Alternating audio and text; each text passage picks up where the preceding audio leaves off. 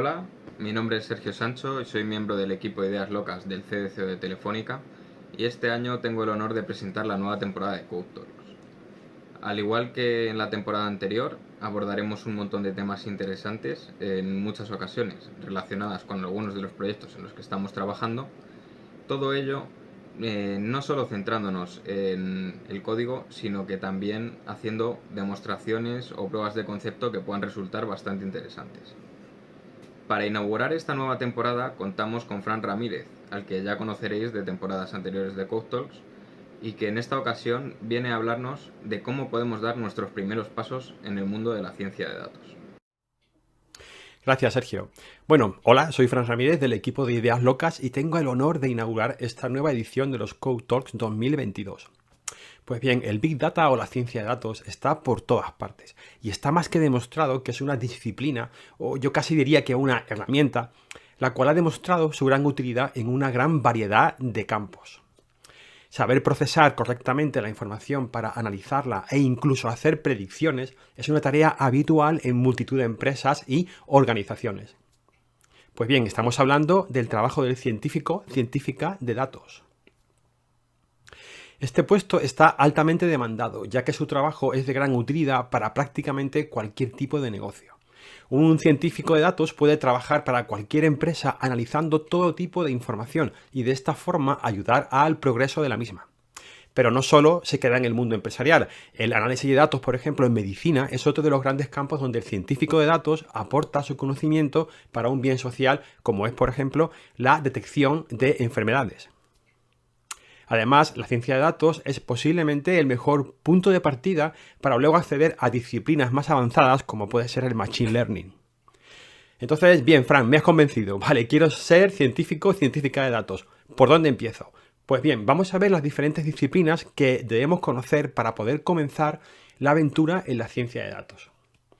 Y aquí quiero hacer un disclaimer bastante grande. Vale, esta es una versión muy reducida, con lo mínimo que pienso que debemos de aprender para poder comenzar en el mundo de la ciencia de datos. Me he dejado multitud de otras técnicas, herramientas, etcétera, pero estas que voy a nombrar considero que son las indispensables. Pues bien, en pantalla podéis ver lo que se llama el ciclo de vida básico de los datos. Y sobre este vamos a ver las diferentes herramientas que necesitamos para aprender, para completarlo con éxito y también ver las diferentes disciplinas que debemos conocer para poder terminar todo este tipo de análisis. Todo ciclo de análisis de datos comienza con una fuente de datos. Claro, ¿no? De algún sitio tiene que venir la información. Pues tenemos que aprender cómo importarlo, qué tipo de formatos, cómo manipularlo, etc. Esta tarea es fundamental porque de ella depende que todo el resto del ciclo sea coherente con la información que hemos adquirido desde el origen. Y para afinar más la información pasamos al siguiente punto, que es la limpieza de datos.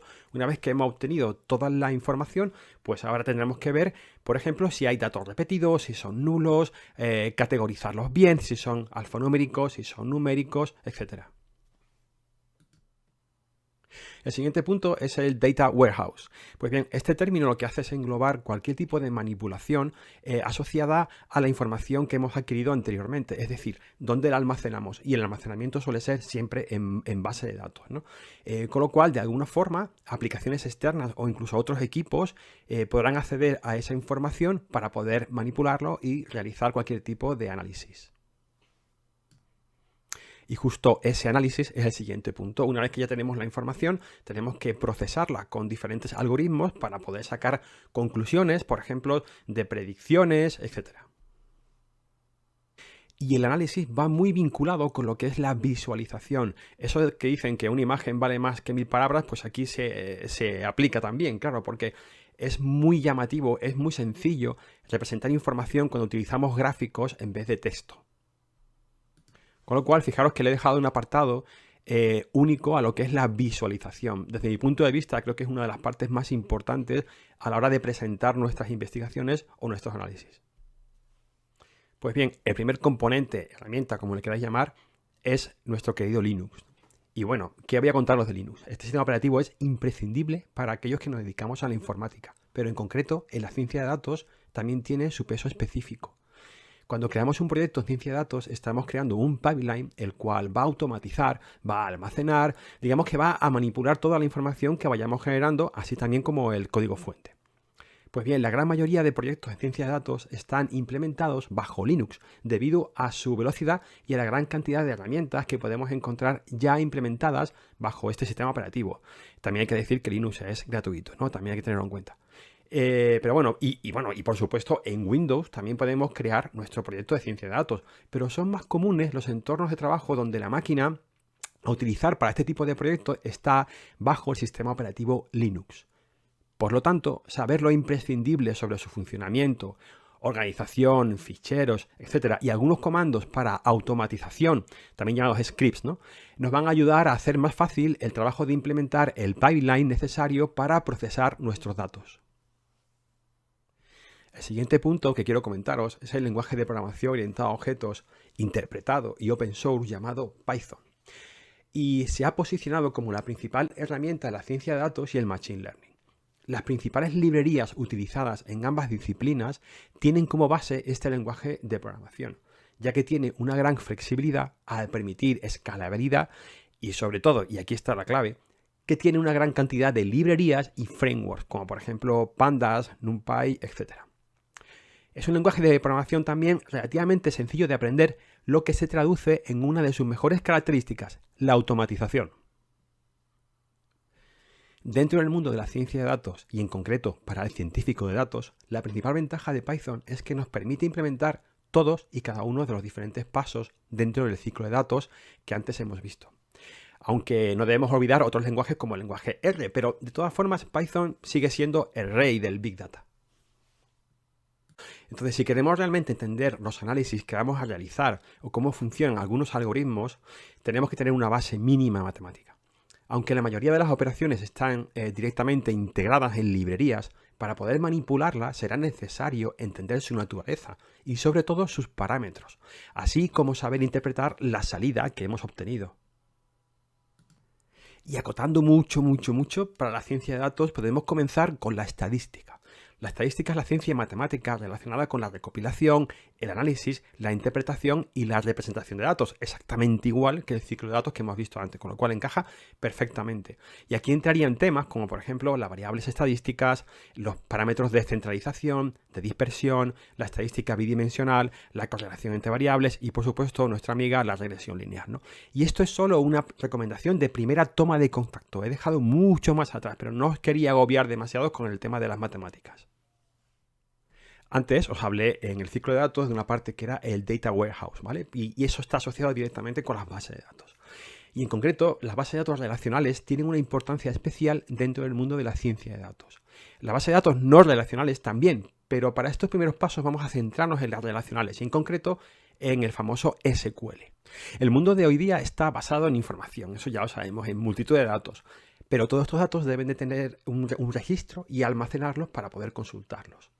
Pero pronto veremos que toda esa información suele estar no organizada. Por eso nos hace falta tener un método para que los datos estén almacenados de forma organizada, para poder consultarlos, etc.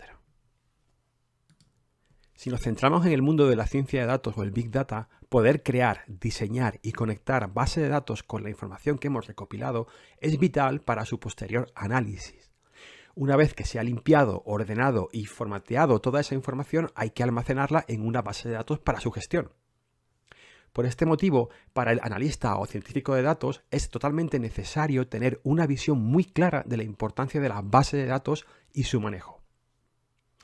Las bases de datos son el componente fundamental en el cual están basados lo que ya he comentado antes, llamados Data Warehouse, es decir, los sistemas que almacenan los datos desde única fuente o desde varias de ellas.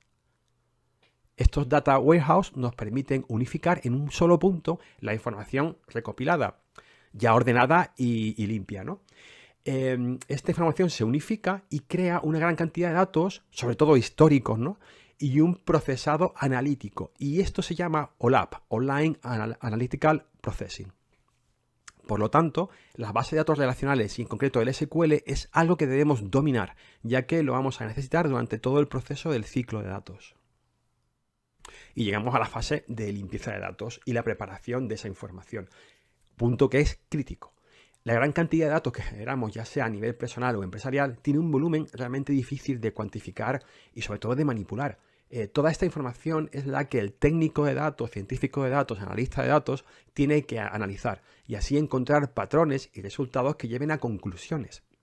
Estas fuentes de datos que llegan a un técnico de datos, científico de datos o analista de datos pueden ser de lo más diversas, tanto en formatos, tamaños, etc.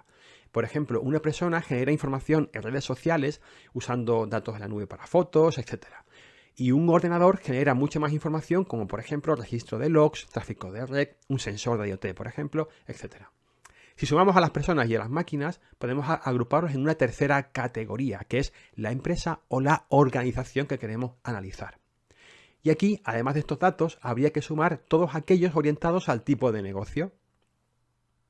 Como vemos, la cantidad de información generada puede ser prácticamente imposible de gestionar por su volumen. Por lo tanto, la primera fase antes de pasar a analizar toda la información será realizar un preproceso de esa información. Es decir, tenemos que preparar y filtrar esos datos antes de pasarlos a un algoritmo para que sean analizados. Si los datos de entrada son nulos, incorrectos, corruptos, etc., el algoritmo de salida o simplemente los cálculos que utilicemos en el análisis pueden ser imprecisos y aún peor, incorrectos. Y para esto hay varias herramientas, pero Pandas es una de las más utilizadas. Pandas es una librería Python que nos facilita enormemente la manipulación de los datos y su proceso de limpieza. Otra librería en Python importante, asociada también con Pandas, es NumPy.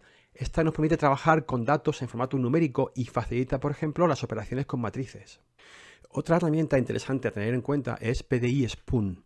La principal ventaja de PDI es que nos permite realizar de forma visual y muy intuitiva operaciones de transformación, limpieza y manipulación de la información. Además, se puede conectar con diferentes gestores de base de datos para exportar o importar la información. PDI Spoon permite ejecutar todas las fases de un proceso ETL, lo que es la extracción, transformación, transporte y la carga de datos. Y por fin llegamos a la parte final, que es el análisis y la visualización. Como podéis comprobar, he puesto juntos el análisis y la visualización, ya que como dije antes, creo que ambos son fundamentales para poder ofrecer una correcta interpretación del análisis realizado. Este proceso de análisis se basa en la utilización de algoritmos y conceptos matemáticos, además del SQL y Python, entre otros, donde podemos destacar sobre todo aquellos relacionados con la estadística que antes os he comentado. Gracias a este procesamiento de la información es posible obtener resultados que nos ayuden a comprender la información que hemos obtenido a la entrada. Y sería posible obtener resultados que puedan, por ejemplo, predecir valores, clasificarlos o encontrar patrones invisibles al ojo humano. Por este motivo, el proceso de análisis quizás sea el más importante de todos, ya que es el que nos mostrará los resultados que aplicaremos en la resolución del problema en el cual estamos trabajando. Pandas también nos permite y nos ayuda en este tipo de análisis, ofreciendo una colección de comandos que nos permiten realizar estos cálculos de análisis, como por ejemplo la correlación o la covarianza, entre otros muchos. Existen muchas librerías para visualizar información en Python, y todas ofrecen la posibilidad de visualizar prácticamente cualquier tipo de gráfico, y su elección va a depender básicamente del estilo, de la visualización, es decir, del diseño, y sobre todo de las mejoras que nos puedan ofrecer y también las variables que nos permita controlar ese diseño final del gráfico. Por ejemplo, las librerías más usadas en Python para visualizar información son, por ejemplo, Matplotlib. Esta es quizás la más conocida y se usa para la creación de visualizaciones en Python. Y además nos permite visualizar prácticamente cualquier tipo de gráfico, pero en su contra tiene que la construcción de los gráficos requiere crear un poco más de código para implementarlo que otras librerías. Otra librería muy utilizada es Seaborn. Seaborn tiene como ventaja que ofrece más detalle y calidad en los gráficos que Matplotlib, utilizando menos código. Pero los diseños son muy detallados y en su contra tiene que no ofrece la misma colección de gráficos que Matplotlib. De hecho, Seaborn trabaja con Matplotlib como base. Y bien, pues esto es todo, pero solo es el principio. De nuevo os digo que esto es una primera toma de contacto. A partir de aquí se abre todo un mundo por explorar, pero este puede ser un buen punto de partida. Así que espero que esta pequeña guía os sirva de ayuda para animaros a introduciros al maravilloso mundo de la ciencia de datos.